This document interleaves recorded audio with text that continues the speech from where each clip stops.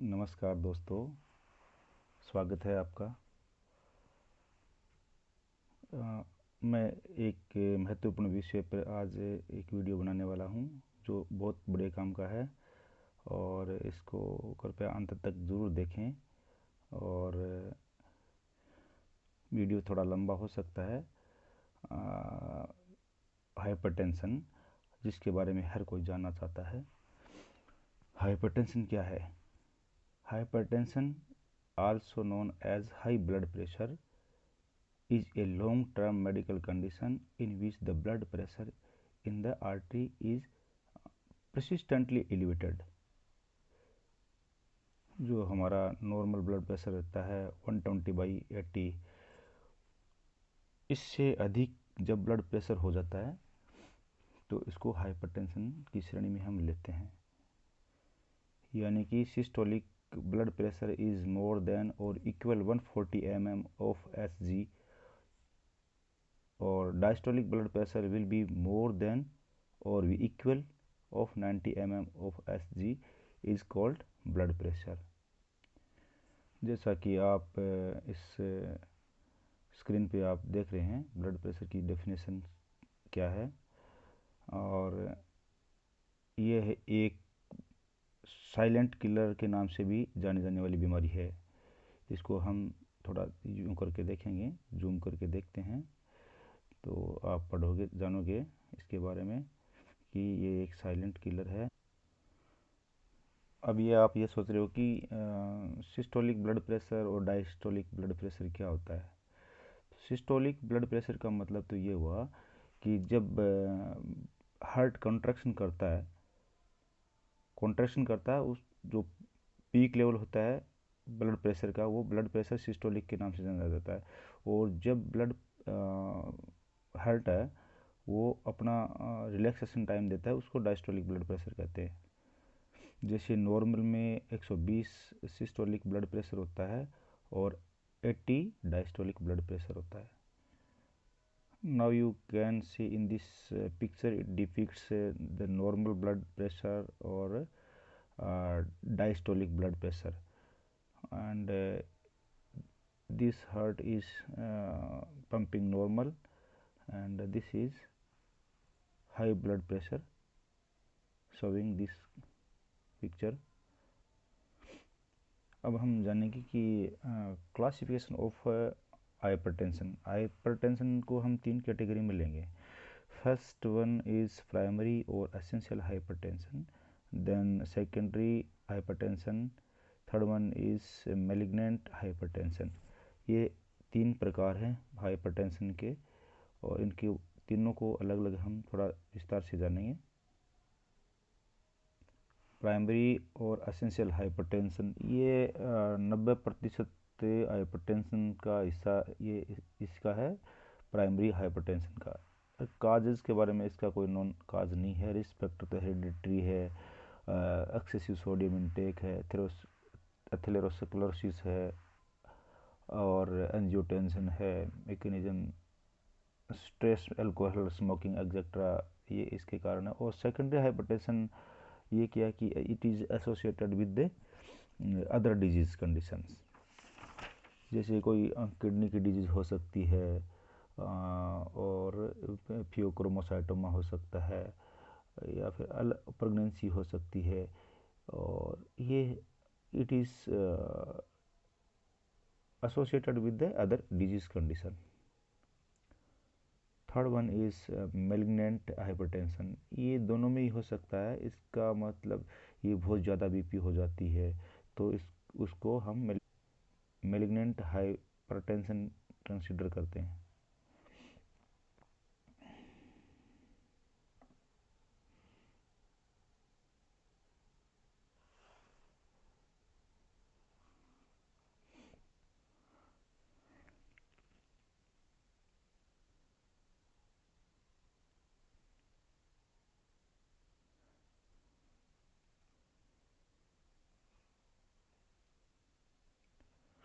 Hypertension is often called silent killer because it is frequently asymptomatic. Sign and symptom depend on the vascular changes brought about by the effect of hypertension on various organs. इस प्रकार से hypertension के 3 प्रकार हो गए, primary hypertension and secondary hypertension और malignant hypertension. अब हम आगे देखेंगे हाइपरटेंशन के क्लिनिकल मैनिफेस्टेशन के बारे में।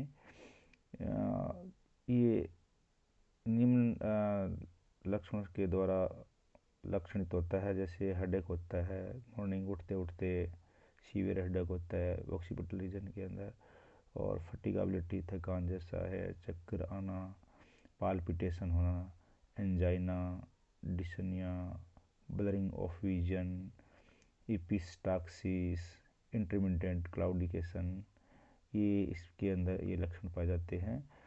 जैसे हम इस पिक्चर में हम देख सकते हैं, ये डिजीनेस है, फेंटिंग है, नोज़ ब्लीडिंग हो सकती है और ब्लड विजन हो सकता है, चेस्ट पेन और एंजाइना और अरिदमियासिस हो सकता है और डिफ़िकल्टी इन ब्रीदिंग हो सकती है और स्वॉलन इन एब्डोमेन, फटीग, एडिमा, ये लक्षण इसके साथ आ सकते हैं, या तो सभी आ सकते हैं या किसी किसी में कुछ लक्षण गायब रहते हैं, कुछ आते हैं।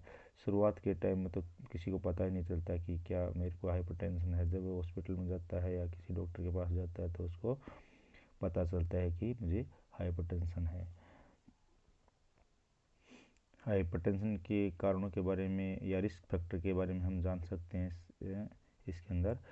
ये है जैसे मॉडिफाइएबल और non modifiable risk factor. Modifiable risk factor तो वो होता है जिसको हम मॉडिफाई कर सकते हैं, और नॉन मॉडिफाइएबल में जैसे जिसको हम we can not change that factor that is we can change और modify, that is modifiable factor.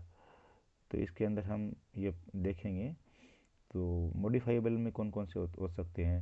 जैसे है डाइटरी इनटेक होता है, जैसे में डाइट में अपन साल्ट की मात्रा कम कर सकते हैं, और जैसे WHO ने कंसिडर किया कि 5 ग्राम पर डे प्रति व्यक्ति नमक ले सकता है, ये कंसिडरेबल है। और पुअर डाइट एंड ओबेसिटी है, ये भी हम इसको भी कम कर सकते हैं, मॉडिफाई कर सकते हैं, ये भी एक रिस्क फैक्टर है। एक्सेसिव अल्कोहल कंजप्शन, जो लोग ज़्यादा अल्कोहल लेते हैं तो ऐसे लोगों को ये एट रिस्क पर रहते हैं। लैक ऑफ फिजिकल एक्टिविटी, जिनकी life style sedentary life style होती है, फिजिकल एक्टिविटी करते नहीं हैं, ऐसे लोगों में ये हाइपरटेंशन हो सकता है। Deprivation and social economic status, जो गरीब तबका है या फिर हाई प्रोफाइल है, दोनों में ही ये हाई प्रोफाइल में तो ये टेंशन रिलेटेड है, और गरीब तबके में ये न्यूट्रिशनल डिफिशियंसी है, जो इसको रिगर्जिटेट करती है, कंडीशन को प्रिसिपिटेट करती है, सॉरी।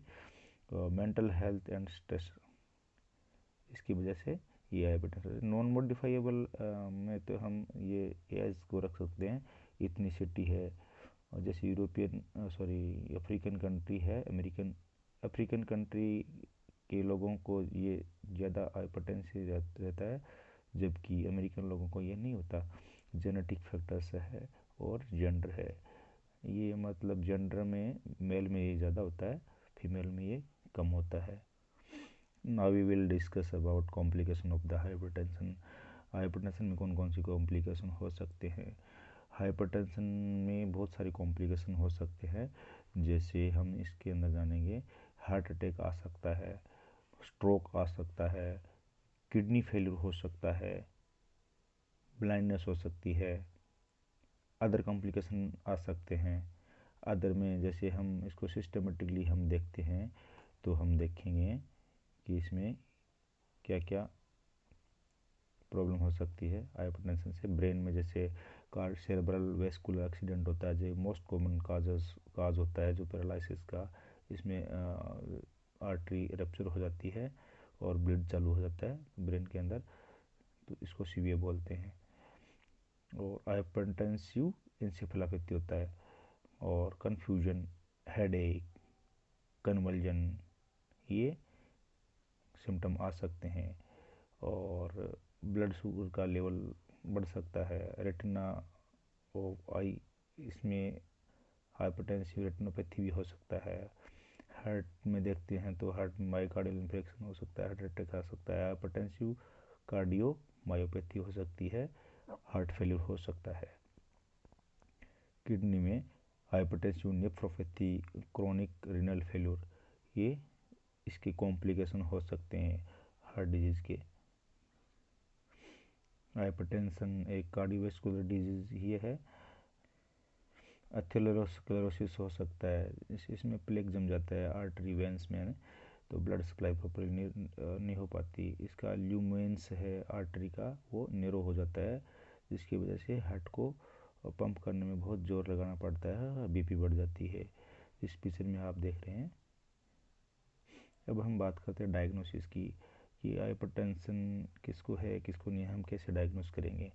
हम पहले तो हिस्ट्री चेक करेंगे कि परिवार में किसी को है या नहीं है। किसी अगर फैमिली हिस्ट्री अगर हाइपरटेंशन की रही है तो उसकी पेशेंट में प्रोन टू डेवलप हाइपरटेंशन।